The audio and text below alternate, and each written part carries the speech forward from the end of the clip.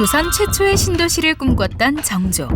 이곳을 다녀온 뒤 굳은 결심을 하였는데요. 과연 이 도시는 어디일까요?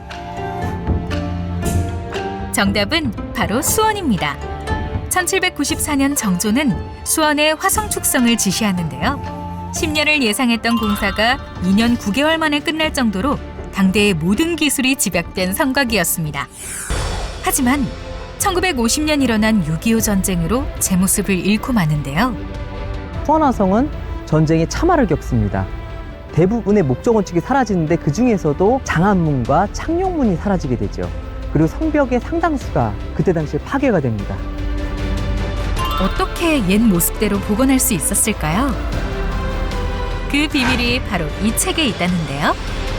조선왕조 기록문화의 결정체, 의궤를 소개합니다.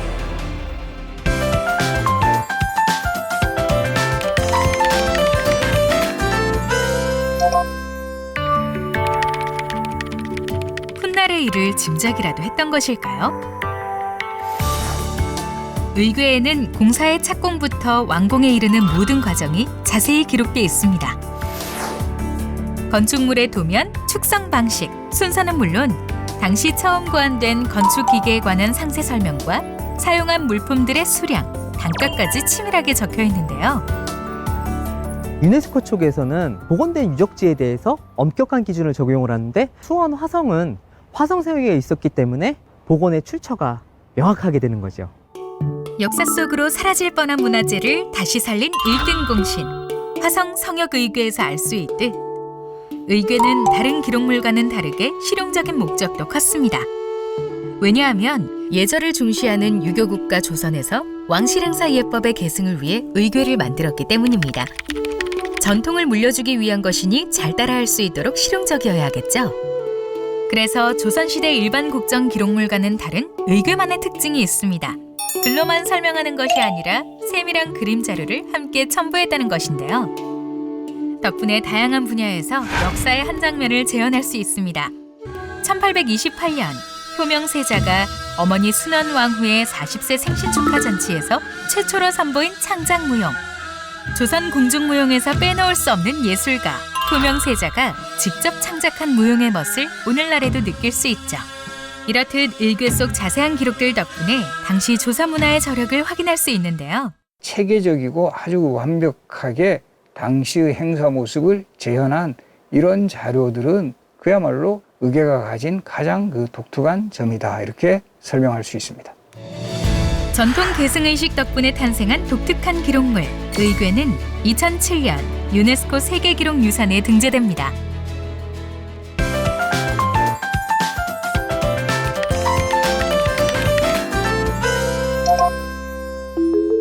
의궤는 어떤 내용을 담고 있을까요?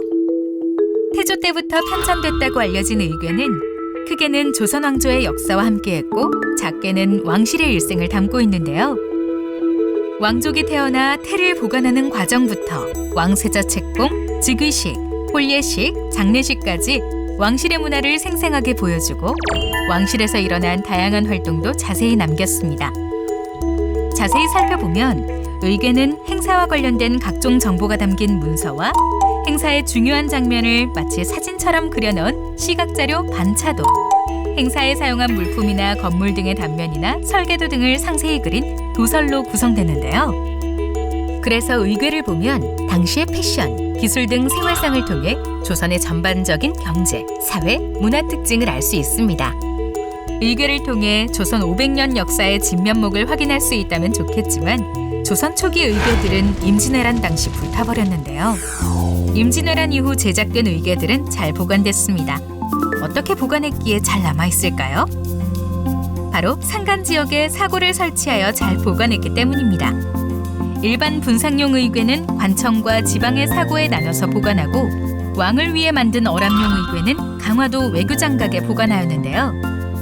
하지만 1866년 프랑스가 강화도를 침략하면서 외교장각에서 보관하던 자료 340여 권을 약탈하고 남은 자료 5천여 권에는 불을 지릅니다. 이때 분상용 의궤와 다르게 비단 표지에 선명한 그림으로 채워진 어람용 의궤도 약탈당하는데요.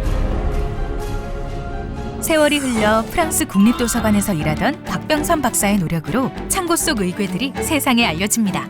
제발 간곡히 부탁하는데 이 의궤가 다시 불란서에 가지 않고 한국에 영원히 남도록 노력해 주시기 부탁 올립니다.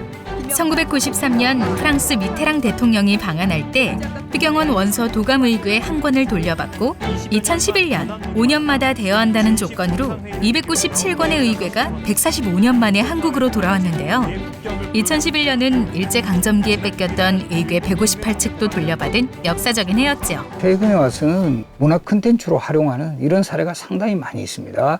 이런 것들이 가능한 것은 워낙 그 당시의 행사의 모습을 정확히 기록하고 이 그림까지 첨부되어 있기 때문에 바로 우리 어떤 전통 문화의 우수성을 널리 알리는 그런 어떤 원천 자료로서의 의궤는 매우 이제 중요하다. 의궤에 반영된 조선의 기록 정신은 현대에도 이어졌습니다. 생생한 역사적 가치를 지닌 이 기록물들도 유네스코 세계기록유산으로 지정됐는데요. 수백 년을 이어온 기록 정신 덕분에 오늘날 우리는 역사에 더 가깝게 다가갈 수 있습니다.